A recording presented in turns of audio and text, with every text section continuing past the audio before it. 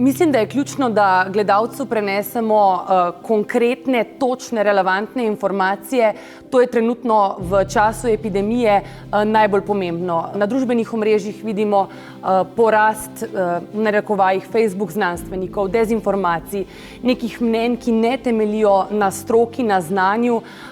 In trenutno mislim, da je poklic novinarja toliko bolj pomemben, kot je bil kadarkoli prej. Zdi se mi pa tudi zelo pomembno, ali pa zelo rada delam zgodbe iz osebnega vidika, torej da izhajamo iz nekega človeka, da predstavimo ljudem zgodbo ali pa poklic nekoga.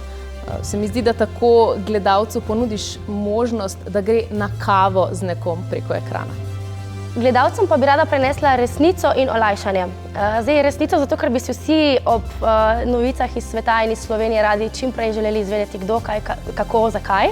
Na drugi strani pa olajšanje, ker smo sploh del v takem času, ko smo napadeni z raznimi temami o 14 prihodnjih ključnih dneh, o tem, kateri ukrepi veljajo pa tako dalje, da pridejo gledalci na koncu dneva domov pred televizijske ekrane in mogoče ob vseh teh resnih temah začutijo tudi olajšanje.